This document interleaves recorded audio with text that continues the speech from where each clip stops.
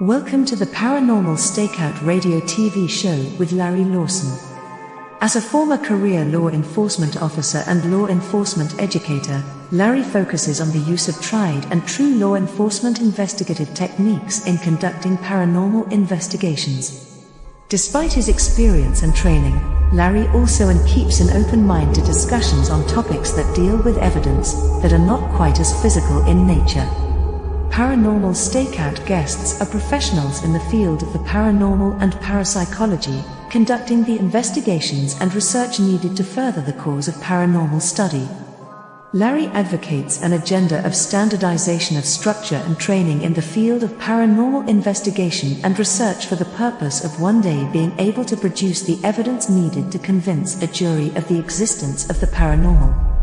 Whether it is ghosts, UFOs, unsolved mysteries, hauntings or cryptids, no topic is beyond the investigative reach of Larry Lawson and the Paranormal Stakeout radio TV show team. Now, here is the host of the Paranormal Stakeout radio TV show, Larry Lawson.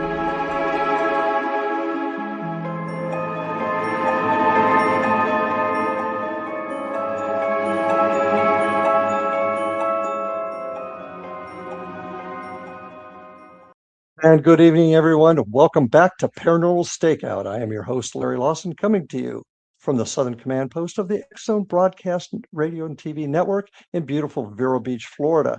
Glad to have everybody back. Especially, I want to say hello to all of our new listeners and friends on the CanCom broadcast network. Sure happy to have you here, and we're live, and that's another exciting thing about the show now. We are live, so if you got comments, thoughts, please feel free to type in and tell us about it.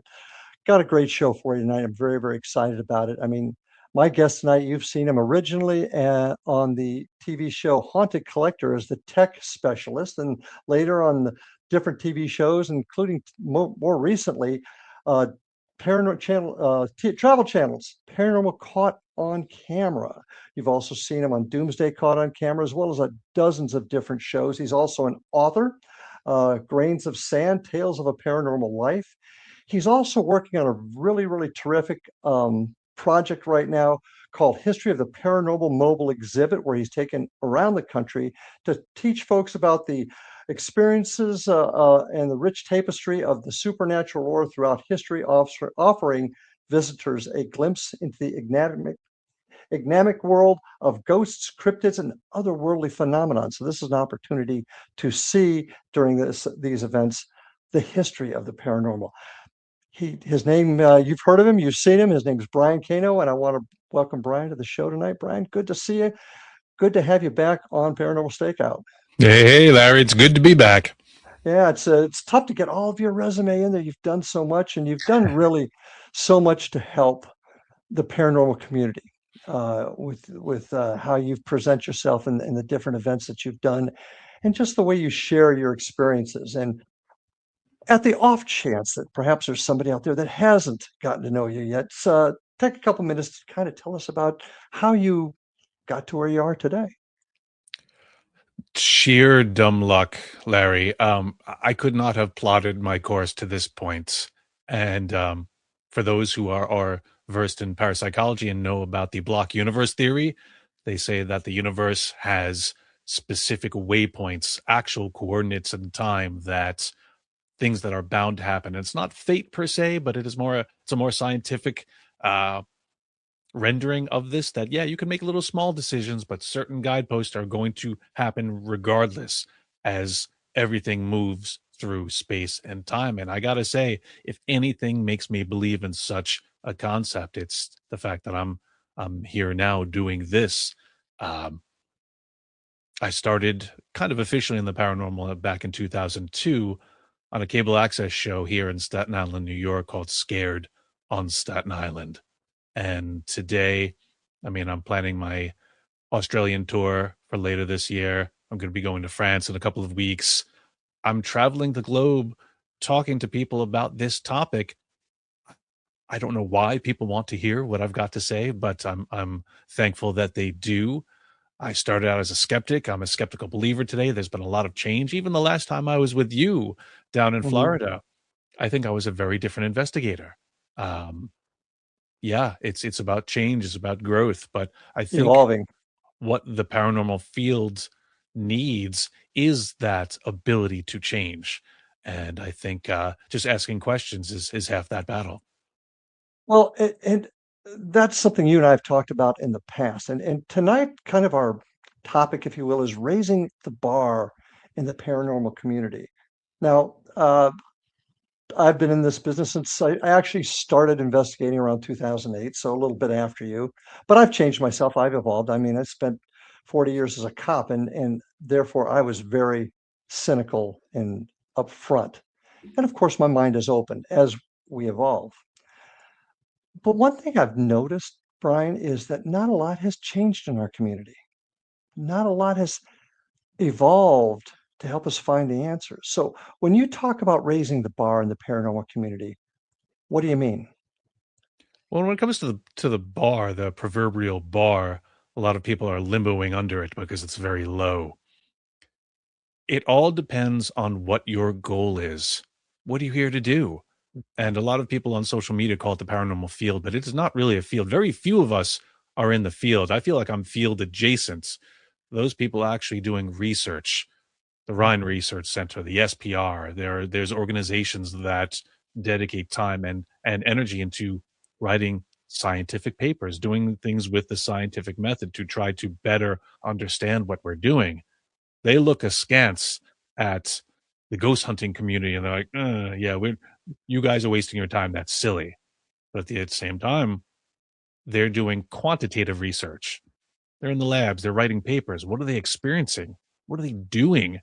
Well, the people in the field who they consider not to be serious are actually experiencing these things. And however they go about it, that's qualitative research. Now, we need both halves. We need both sides. I feel the academics can loosen up a little bit and come into the middle. There's things that can be learned from the enthusiastic black shirt wearing teams. And those teams would do well to come into the middle, learn from the academics, learn to be a little more serious about things, and do things in a way where all this data we're collecting can move the pieces further down the board. And as far as raising that bar, the reason things haven't changed is, yeah, people don't know their goals. They don't know why they're doing this. And For the I purpose. put that down into three categories. Now, the paranormal is not a field, it's a community. There's a lot of people in it. Now, the biggest population of that is the tourist. Now, that's not a slight, that's not a slam. When you say tourist, people are like, oh, that's kind of a negative connotation, but we need tourists. We need people who are just curious, who are interested. Yeah, they're not going to write a book, they're not going to change theory, but they're having experiences. And these are people who go on haunted walks, haunted tours, like to just experience it, but then go home. That's it. That's all there's going to be. And for us, we who run events, yeah, we need those people to support the places that we're going, whether it be through a historic trust or a board or what have you. Just because, again, this is a capitalist nation. We need the money to keep doing what we're doing. Mhm. But you have the investigators, those aforementioned black shirts I talk about. And these are people who spend their time, their effort, their money, they form teams, and usually on Fridays and Saturdays, they go wherever they need to go. They pile in the car, they drive to places near and far, and they set up their equipment and they investigate. Mhm. But it kind of dies there. What do they do with that data? All right, they throw it on their social media. They say, "Hey, we're serious. We're here to help you." And I'm like, well, like you said, Larry, nothing changes. A lot of it is monkey see, monkey do. And while there are fewer TV shows on there for them to emulate, they're still kind of doing things the same way. There's been no change. But that's where the smallest category comes in, the researcher. This could be someone who was an investigator, is an investigator, may have been a tourist, who is looking to affect change, to alter theory, to try to take all that data and do something with it. Let's make some observations. Does it play out? One of the biggest things that I think is a perfect example of this, and this is going to piss off a lot of people, I don't care, is the Estes method. Mhm. I can't stand it. I rail against it. But again, I'll have the conversation, and people will. The minute I say, "Oh, I don't like it," the hands crossed, the arms folded. Like, we get good evidence with it, and I said, "Okay, let's delve into the situation, the method, and why you feel this is happening." And this is not a matter of me being right and you being wrong. I think it's a misinterpretation of what's actually happening. And I'll kind of leave it there. If we want to swing back around, I don't want to dedicate the Oh whole no, episode. actually, actually this is exactly where I wanted to go. I've used the Estes method myself, and I'll be honest with you, I've had some great luck with it. But I think you'll also agree that none of us really know the total answers. All But right, this is this is perfect then. This is what I hear all the time. Like, oh, I get great results with it. Mhm. Using what metric? Basing on what comparison? Now, remember, we're human beings. This thing up here is constantly trying to make order out of chaos. So you give me 5 words, I'll make those words make sense to where we are, what I know about the place, because again, the cognitive dissonance hates those blanks. So if you're in a haunted prison, all the words you're going to hear are going to feed into that narrative. And of course, make something that sounds like, oh, this makes sense. But here's the flaws immediately upon the get go. What is commonly called the Estes method is a bit of a bastardization of the Gansfeld. Now, the headphones, the blindfolds. Okay, yeah, it looks very familiar. There's some de facto um, confidence in it, but once you put on a blindfold, we don't all become Marvel's Daredevil. We don't get superhuman hearing. We can't all of a sudden hear ghosts because our eye, there's something on our eyes. That's a misnomer. That's a fallacy. There's studies to back that up. I could give anyone who argues with me the link. But that being said, your focus is increased. Okay, yes, you're when you're not relying on your eyes, maybe you're listening a little carefully. But if you're listening to a spirit box, an SP7 or whatever particular brand you have, why would you whittle down that concentration to just one person? And how did they become the speaker box for the spirit world all of a sudden? I would rather have 5 people in a room listen to that spirit box and we all try to figure it out rather than depend on the storytelling ability of one person. And that point's well taken. And I think this is where kind of I'm getting at also with the people and their training. We have no structure in the community, to use that term. Structure as far as every different team does it a little bit differently. Hmm. And if for I like to use the analogy, they will investigate a homicide up in New York the same way we'll do down here in Vero Beach, Florida. Structurally, say, no, there's some differences with law, there's some differences with procedure, but essentially it's all the same. And therefore, the evidence they would find in New York would be just as admissible here. Why can't we get to the point, we're going to take our break here in a second, but why can't we get to the point where we are all doing something so substantially similar that if you're getting evidence in Staten Island, New York, and I'm getting evidence here, that we can compare it and it would be legitimate because it's all been collected the same way. Does that make sense? It does, and actually, because Larry, you're in law enforcement, I wore my police shirt for you. Um, Like I'm sure you're familiar with the CSI effect. When the I TV have. show Crime Scene Investigation came out, everybody thinks, "Oh, this is easy," and Oh, yet please. I know. courts are like, "Yeah, it doesn't work that way." But we've got to take our break right now. We're Right. flying through this already. So let's take our first break, folks. Stay with us. Brian and I have got a lot to talk about. We want you to be part of it. So stay tuned. We'll be back after these messages. And welcome back, folks, to our show. I got Brian Cano with me tonight. Brian, can you hear me? I can hear you. Okay, I'm sorry. Had a little glitch on my screen there. So I agree with what you said. I mean, do you know how many times I've worked cases and a victim has said, "Well, you've got the fingerprint. Can't you tell me who it is?" If I had a nickel for every time something like that happened, I would have retired many years ago. But so I understand what you mean by the CSI effect. But Well, go ahead I with your mean, thought. Go. the reason I bring that up is because again, it's a TV show method perpetuated by the masses because they see it on TV. They're like, "Oh, this is how it's done," and yet those who are really in the work, for in your case, law enforcement, you're like, "Yeah, it doesn't work that way. Oh, this TV show is really making our job harder because X, Y, and Z. And when it Mhm. comes to the aforementioned method, I always tell people, I said, well, if you feel you're getting genuine, verifiable results, my counter argument is that it has nothing to do with the spirit box, the blindfold, or the headphones. It has to do with your psi, your employment of psi, bringing in information that is relevant. I still feel like letting the other people in the room hear the recording, hear the spirit box as it's going, is useful. Perfect example.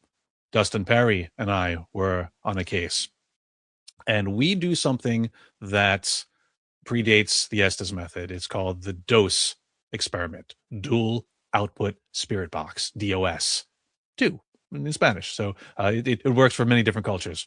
Now, you have one spirit box and you have two headphones on a splitter. So we're both listening to the same device. Now, again, okay, sure, it would be great to have everybody in the room listening, but here are two people focusing. Now, we're not blindfolded. We're actually writing everything down that we're hearing that we feel is relevant. Writing. You're here. Sure, you're going to hear songs, you're going to hear radio broadcasts, but other things that come through, yeah, you write it down. I'm writing. Dustin is writing. Someone, and because we're listening to the spirit box, all we hear is the. Meanwhile, someone else is asking questions, very much like the other method. They will Mhm. ask the question, and hopefully it will line up to what we're writing down. Now, when a new question is asked, someone will shine a flashlight at our pages so we know, oh, a new question has been asked. Draw a line. Perhaps everything after that line will pertain to that next question, whatever it may be. We don't know what it is, so we are not trying to weave a story. Sure, we know where we are, and those things may happen naturally, but again, now there's two people to to build off of each other. After 10 questions, we shut everything down and we hear the questions. Someone will say, all right, the first question, who's the president of the United States? I'll read out what I got. Dustin read out what he got. We'll see A, what matches, if anything, because again, we're listening to the same broadcast. And B, is it relevant? Now, here's a perfect example that I feel kind of takes the S's method and throws it out the window. Dustin went first. The question was, I forget what it was, but he heard cat, radio, dog, I'm dead. Oh, I'm dead. Okay, that's what we're here for. Oh, maybe this is a spirit that's in need of help. Okay, it's time for me to read what I got. Okay, cat, dog, radio, in debt. Now, we're listening to a radio broadcast. Most likely there was a commercial on there that said, are you $30,000 in debt or more? Call our professionals, or we're waiting to call you. Call now. Dustin was like, oh, you know what? You're probably right. I said, well, logically, in debt and I'm dead are phonetically very similar Mhm. to the novice black shirt investigator who really wants it to be spirit communication. They'll hear I'm dead. Is it really that? This demonstrates that even just the perspective of one more person changes that narrative. So the first person could say, I'm getting good evidence, but again, based on what metric? And So, we have to look at everything that way. Just because we want it to be so doesn't make it so. but once again, you're absolutely putting an exclamation point on my point. Why can't we as a community, we'll use that term, come together to find out best practices, come up with a structure, a foundation of how to investigate? That doesn't mean you've got to ask the questions the same way. It doesn't mean you can't change a few things, but a basic structure. I actually really like this method, and I'm going to look to employ that myself. But why can't we all get together and share that type of information, come up with a structure so that when you're conducting an investigation in Spokane, Washington, and we're doing it down here, now how we collect this evidence is going to be similar. Therefore, it's legitimate when we use it interstate, if that makes sense. Why can't we get to that point? Why can't we share information with each other and always fight? Well, you don't like the SS method, therefore I'm going to shut you down right now. That's not going to work any longer in this community. I don't think. I think What are it's your thoughts? I think it's human nature. Why can't the states agree on how to balance a budget? Why can't anybody agree north or south of the Mason-Dixon line? Why can't we agree from Puerto Rico to Hawaii on what are best practices? Now, there are certain ways Go to ahead. do things when it's repeatable and when it is um, something that, yeah, we've figured it out. But as far as this, the paranormal is so amorphous. And I'm down with the concept that there are many right ways to do something. Agreed. I do believe there are wrong ways, and I see people doing a lot of the wrong things, which is what I like to try to say, hey, don't do that. But there are Mhm. many right ways to do it, and something that works in one area might not work in another. And I think it comes down to belief. And Okay. I've been getting a lot into consciousness and how it relates to our very existence. And you look at things like the double slit experiment, how observation of something changes the way in which it behaves. Could this be true for our paranormal experiences? Could it be that the way we ask, what we believe, how we employ certain, let's call them superstitions for lack of a better word, you'll have different cultures that believe different things and they come to the question with a different background. The phenomenology of everything differs, and I can't say any of them are wrong. That being Mhm. said, I would love to learn about their particular method to find out, well, why does this work? Or what can be improved? How can I take some of this and make my methods better? But then sometimes you Mhm. come up to that and you're like, yeah, that doesn't work at all. And whether they believe in it or not, perhaps it's working, but something different is happening behind the scenes, very much in a psychosomatic way. And to answer your question, why can't everyone just get on the same page?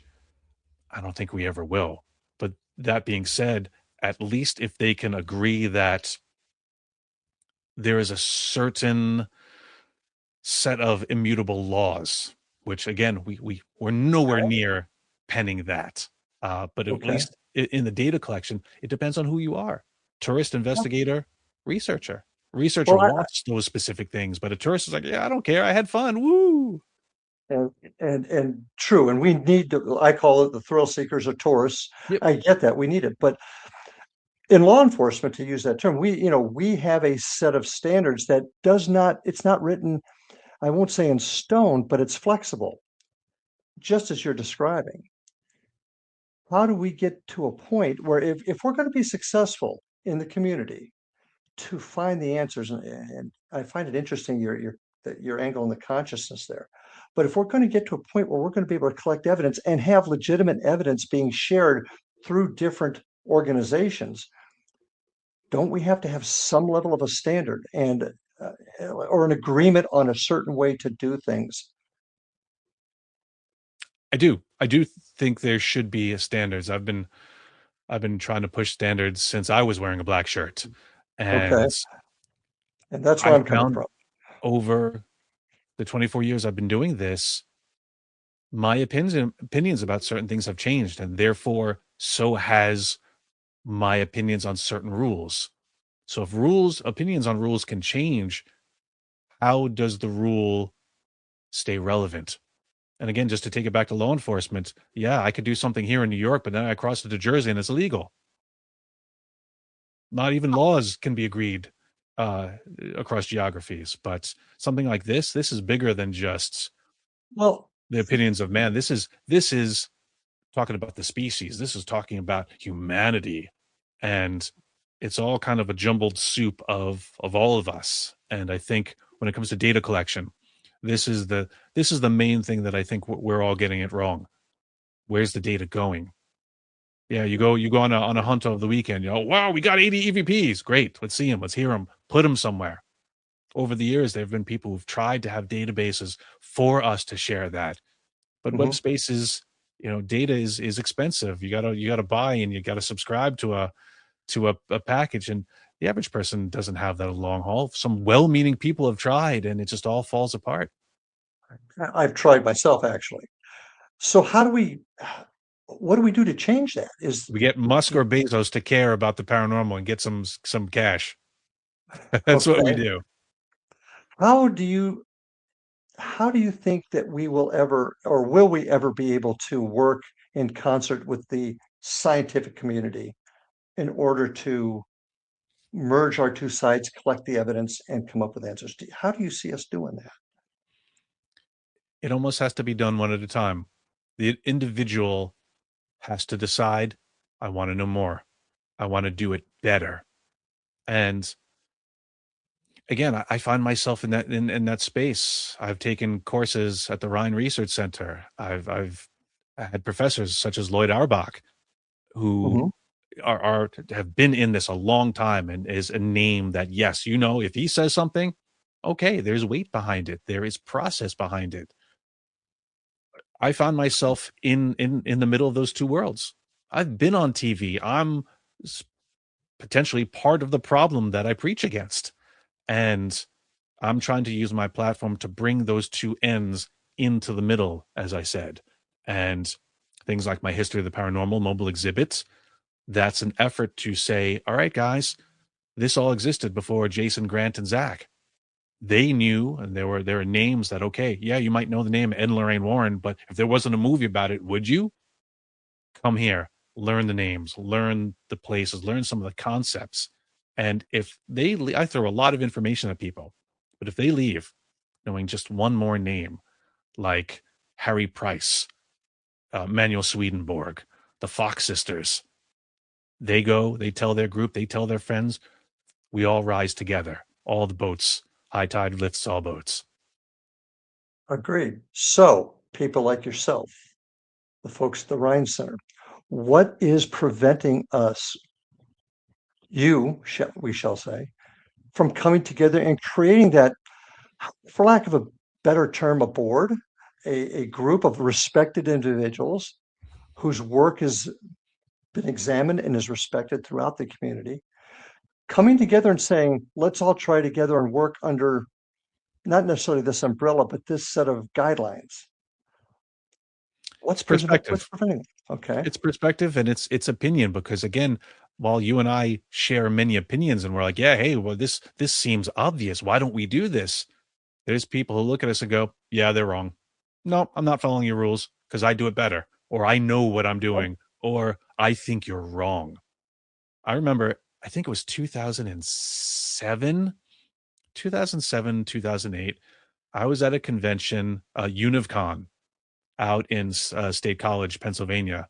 This was the home base of the TV show Paranormal State. All of them went Oh, to yeah. school here, and they would put on these conventions. And again, well-meaning to try to educate people. And I was with my group at the time, our black shirts. Okay. And I remember some of Well, the guests being Lloyd Auerbach, Lorraine Warren. There's a lot of people, and I still had to get to know all these people. I well, didn't necessarily know. Brian, I hate to do this to you, but we're coming up on our break. So I want to talk about this event you were at, and I want you to expand on that right after this break. Folks, stay with us. Brian's got some great stuff to share with us. We'll be right back after these messages. Oh, apparently I'm in charge of the show now. Welcome back to Paranormal Stakeout with Brian J. Cano. Larry Lawson will be with us soon, and we'll be talking about this time I went to UNivCon many years ago. And when he shows back up, I'll let him hop in. But for now, I control the horizontal and the vertical. So stick with me. It was an attempt. I remember being in their auditorium, and it was very much like the Senate chambers in Star Wars.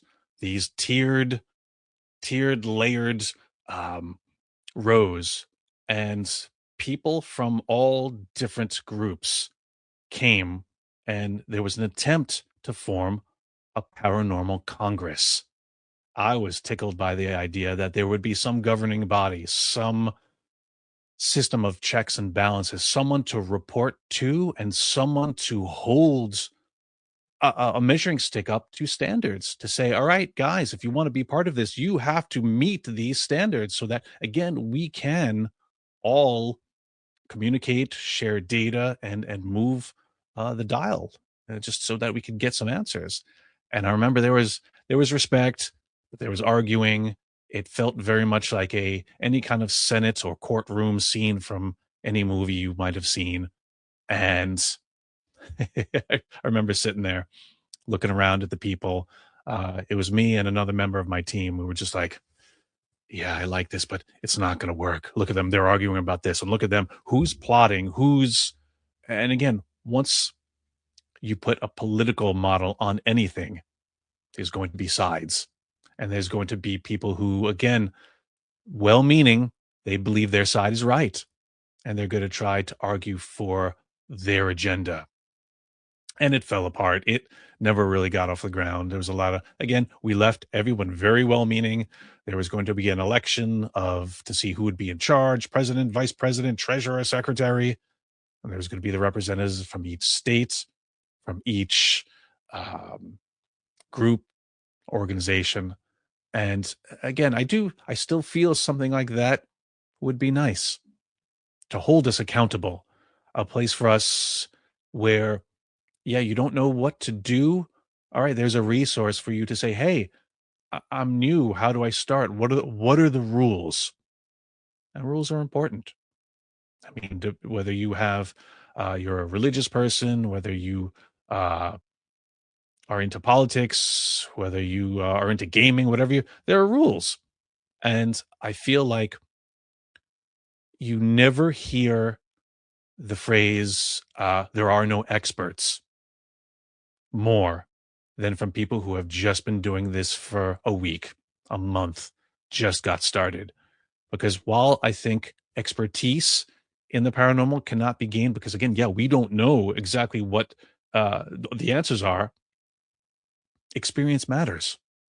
There's wisdom. I would trust someone who is doing this for 5 years over someone doing this 1 month. Then you have people, again, the aforementioned Lloyd Arbach, one of my mentors, John Zathis. I would trust all of them before someone who angrily shakes their fist and says, I've been doing this for 5 years and there are no experts. But wisdom matters. And the more you have under your belts, the more you can give back to people and say, yeah, you know what? I've been in this situation many times, and here's what I've learned. And hopefully, all those years as they continue to accrue, yeah, you could still be old and still be wrong, but you know, something to be said for experience and wisdom. So I always rail against that. I say, yeah, okay, yeah, there are no experts, but I think wisdom matters.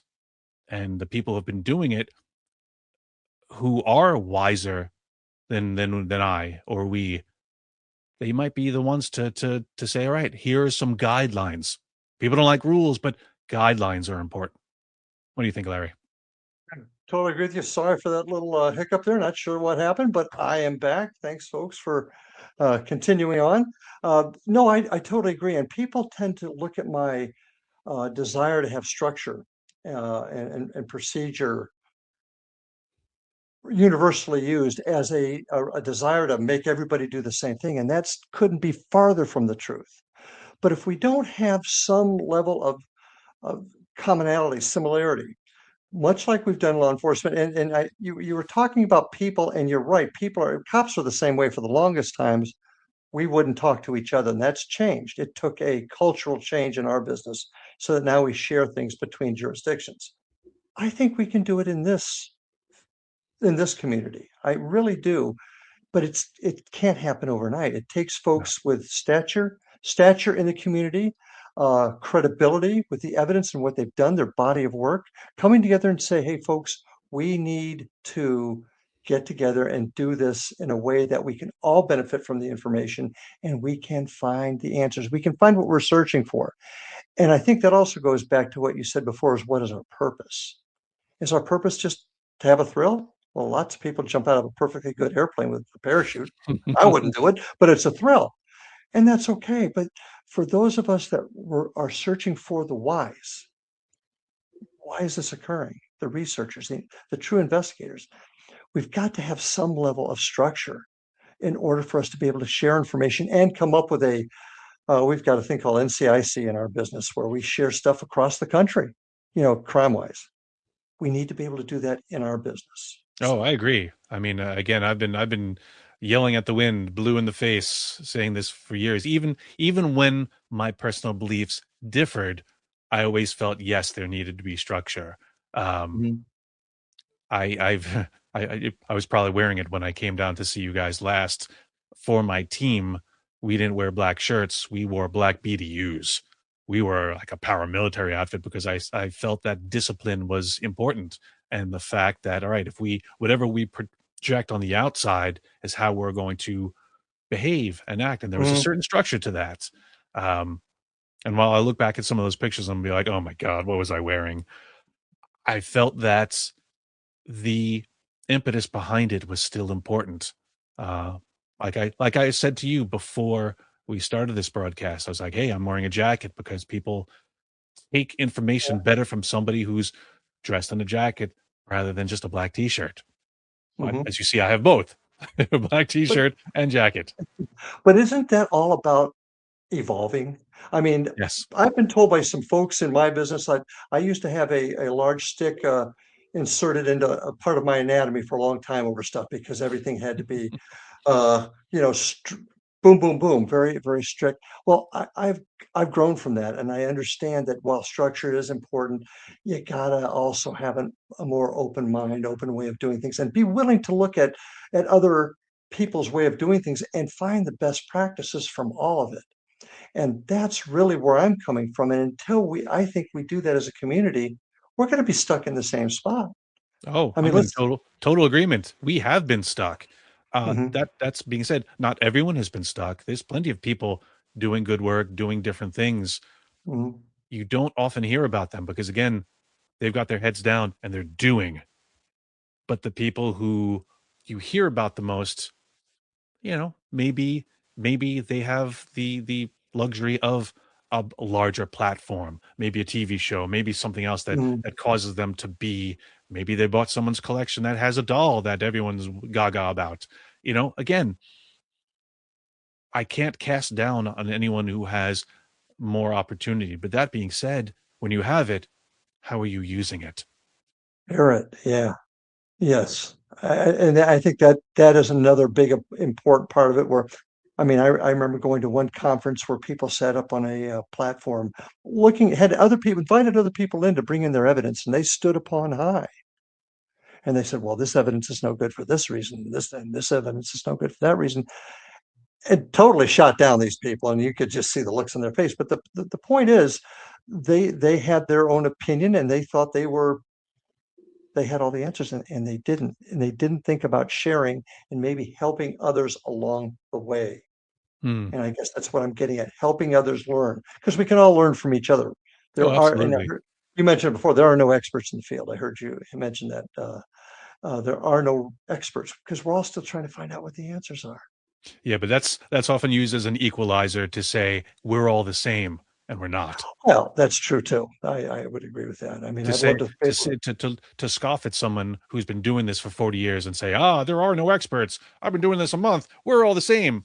No, that's just ignorance. Uh, Mhm, are there experts? No, but look at the field of medicine, constantly changing. What does this drug do? Oh, I don't know, but we saw the side effect happen to be something that is good. Yeah, let's do that. And as they learn what not to do and what is different, it changes. And so must we. A good scientist is a dreamer. They're going to look mhm, at something that doesn't exist yet and say, how do I get to that? And the common Edison anecdote is, well, you failed 10,000 times, but you finally built the light bulb. Well, I just figured out 10,000 ways how not to make the light bulb. But all it takes is that mhm. one when it does work. But when the experts won't are not flexible enough or open-minded enough to see other ways. That's the problem. That's where I'm coming from when I say there's no experts, because nobody knows 100% what the answers are yet. Can't take away from the folks that have been doing this for so many years. I totally agree with you. But we all have to understand there are different ways. And there's new learning going on every day. And we got to get out of the spot that we're in and start learning, start sharing, start realizing that not everybody has all the answers. That's just my 2 cents worth on that. No, that's true, but that's also why we don't have a set of standards yet because of all those different ways. And Mhm, until something is established that helps people perhaps get those results. And again, maybe that's why like the aforementioned Estes method is so popular because people believe they're getting good results with it. Yeah, you see a lot of people falling into line with that. Um, Mhm. it just takes that good experience. And classic example, personal between you and I. All right, when I came down there and did my psychic projection experiment and got Absolutely. that word to come up, there's still people who come to me and said, "Oh my God, I was there that day. I remember that. I've People tried here that still talk since." about that. Mhm. Yeah, Yeah, so I totally agree. Moving on to another subject, because we could spend the next 5 hours going over this, but I am a little bit curious. Um, what is your personal philosophy, your theory as to what this whole paranormal, whether it be ghosts or cryptids and UFOs connected, what is your theory as to what it is we're experiencing? What do you think I when we believe get it's all those connected. The Mhm, paranormal is an umbrella, and underneath it, you have your ghosts and spirits, you have your UFO experiences, you have your cryptozoology. And I don't think they're necessarily separate categories per se. You can have an experience. Someone will observe something. Maybe to one person, it's a demon. To someone else, it's a jinn. To someone in the UFO community, oh, that's a gray. We mhm, could all be describing aspects of the same thing now because of the disclosure movement that's happening with the government releasing files and practical talk about certain things on just common news shows. They're talking about extraterrestrials, they're talking about aliens, but not only just from other planets, but from other dimensions parallel to ours. People are mhm, talking about the CERN Large Hadron Collider opening up a portal. Something came through, they couldn't put it back. These are things that are being discussed now openly. And so to us who've been doing this for all these years, we're like, well, welcome to the party. It's a weird, weird place that we mhm, live in. But our curiosity has had us looking in all these dark corners for millennia now. And I mhm. think that the nature of reality, our reality as we know it, very small, very local, I don't think we're hardwired to understand the enormity of it. I would agree with you there. I would agree with you there. So your feeling is this dimensional theory that to put paint with a very broad brush, but this dimensional theory really has credibility as connecting all the aspects of the paranormal. Well, That's think what I'm about hearing. just like you get in your car and you listen to the radio. All right, Mhm, there are radio signals bombarding us at all times. Even now, as we're talking, it's passing through us. We mhm, need a device to tune into just one of those. But that's not the only one that exists. There's plenty next to it ad infinitum all around. We just have to tune into that frequency. So in that same thought, all right, I'm here in my office. You take that dial, you go half a step up on the dial. Maybe that dials into a different reality where there's someone living their life. Maybe sometimes those frequencies blend or meld together, almost like when you're driving between cities and the radio stations are having a mhm, hard time competing. Maybe mhm. those are the spirits we see. Maybe sometimes they're responsive because they are living beings very close to us. Are some of them maybe from the dead? Perhaps. Absolutely. Are aliens part of this conversation? Why not? Any who have transcended the physical and appear in spirit form, half the reports we get of alien visitation, they're communicating with us telepathically. Brings us back to Psi.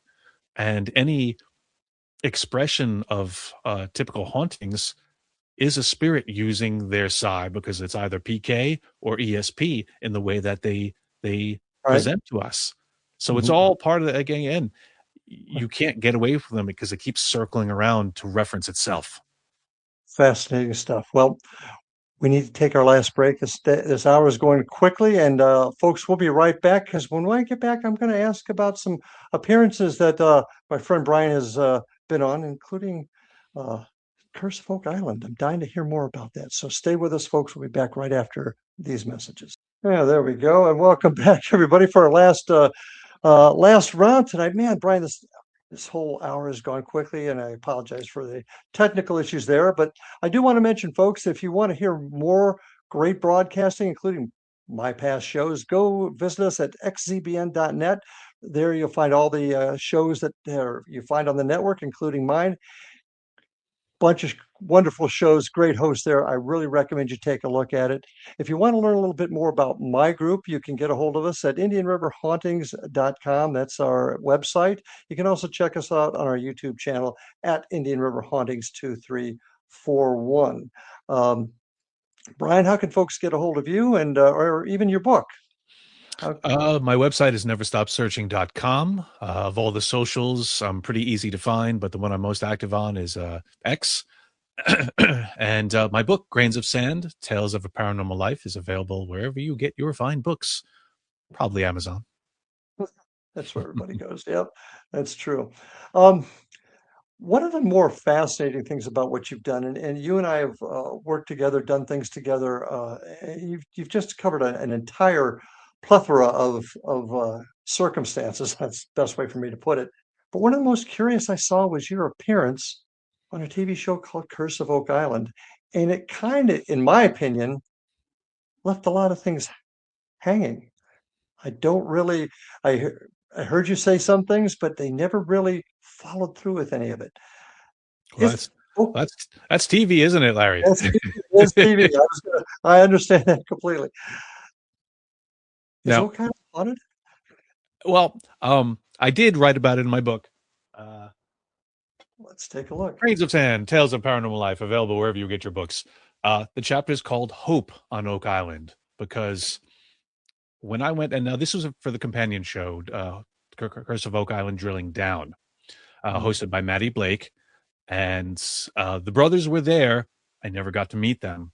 I'm actually kind of glad I didn't. I'm glad there was some distance because they're skeptics. When I got to the island, now this is TV.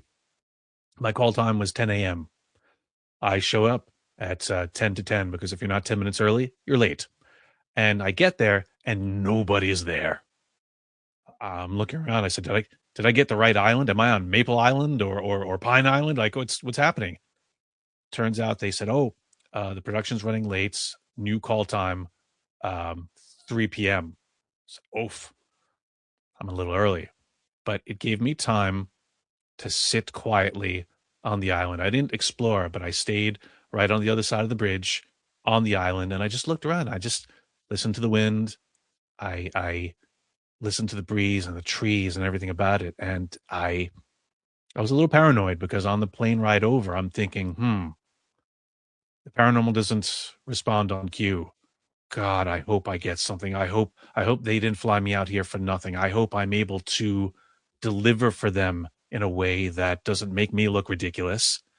And oh yeah, by the way, they won't find the treasure until 7 people have died. 6 have died. I hope I'm not the sacrificial 7th. Bastards. So here I'm again, I'm for lack of a better term, communing with the island. Just saying, Okay. hey, I come here with respect. This is me. This is who I am. If you deem me worthy, then reveal yourself to me. And when the production finally started, and Matty Blake's a great guy, earnest, kind, he was a good guy to show me around the island.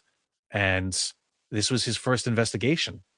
Now, for a show called The Curse of Oak Island, this was the first time they were even going into said paranormal side of things in a really serious way. I was stoked. He took me to all the hotspots of the island, and at every one, we did an EVP session. The swamp, 10X, the former digging site. We went down to the old docks. We went everywhere, and everywhere we went, and everywhere that Mary went, an EVP was sure to follow. And I gotta say, just from a personal standpoint, because I'm a big geek, I'm not cool at all. But when we were at 10X and we're looking down the shaft, and either me or Maddie said, "Hey, if there's anyone here, give us a sign." And from the bottom of that shaft went boom. Maddie jumped back. I stayed stone faced, just staring down the chasm of the unknown. I'm like, okay, that was cool. I'm glad I didn't bug out in that moment.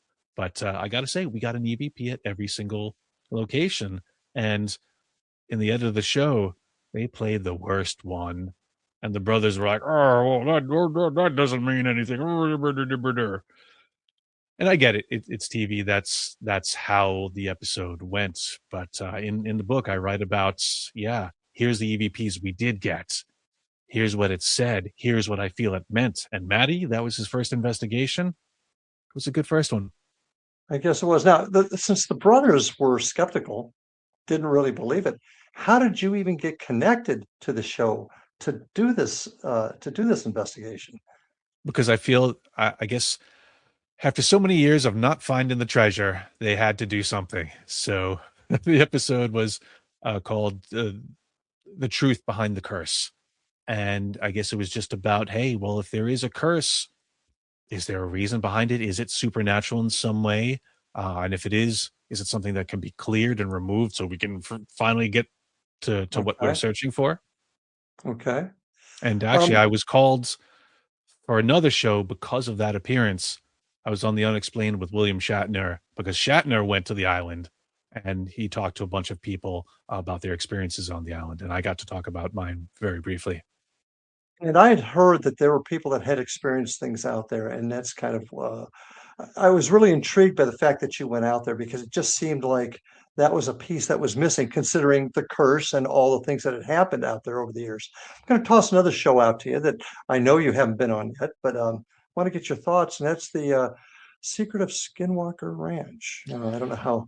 What are your thoughts about? Because I I have have thoughts. some real strong ones. I do too. I want to hear I have yours. thoughts. Well, it's funny because 3 seasons of Haunted Collector, 10 plus seasons of Paranormal Caught on Camera. People only seem to remember me for that brief appearance on Oak Island. And I mean, I'm thankful for it. I would love to go back, but Skinwalker Ranch. Now, there were producers in common between Haunted Collector and Skinwalker Ranch. So when that show first started, there was when I was actually filming for The Unexplained, I met one of them and he goes, "Yeah, we're going to be firing up again. We should get you there." I said, "Yes, I want to go." Mm-hmm. But in between then, I read a couple of books about it. They're on my shelf over there. One by George Knapp and one from files from the Pentagon, The Secret of Skinwalker Ranch. And it goes into the story, it goes into what's been reported there, and is very Mm-hmm. much UFO, UAP connected. And the reports of people who've been there, researched there, and have left there with serious illnesses, problems. I don't have good enough insurance to weather that kind of uh, disaster, so I kind of backed off. And the Mm. nature of TV, even though I've said, "Hey, I'm here," um, I haven't heard anything, but I would consider it. And I'm glad because that when you talk about dimensions, as we mentioned before, and the connection between maybe cryptids, because they've seen creatures out there, at least they've reported seeing creatures out there. I remember somebody seeing something up in the trees. Then you got the UFOs and that old the whole house, I guess the original farmhouse that's out there.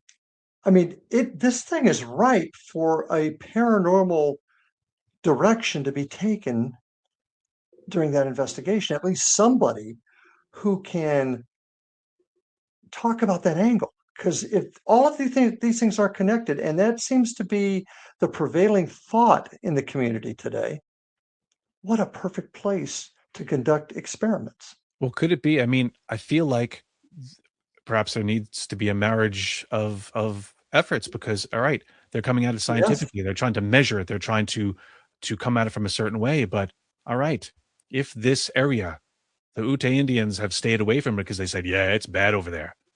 That's a spiritual warning. They say, "Yeah, we don't mess with that." And it Mm-hmm. seems like there's a reason why. And yes, however you categorize it, be it these large animals that have been seen, these unidentified flying objects, or unidentified anomalous phenomenon that are there. Yes, there's Mm-hmm. been plenty. It overlaps all the categories that we're looking for. And it does seem like a Disneyland of sorts, like, yeah, we got to get in there.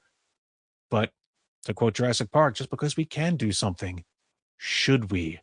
Maybe this is a locked off place for a reason. And again, I don't have a budget or insurance good enough to take care of me if something goes wrong, but damn, I'm Agreed. curious. Well, and if what a great marriage between the scientific community and the paranormal community to maybe come up with the answers and not only use what we are used to using in our community, but also the scientific methods that they're using.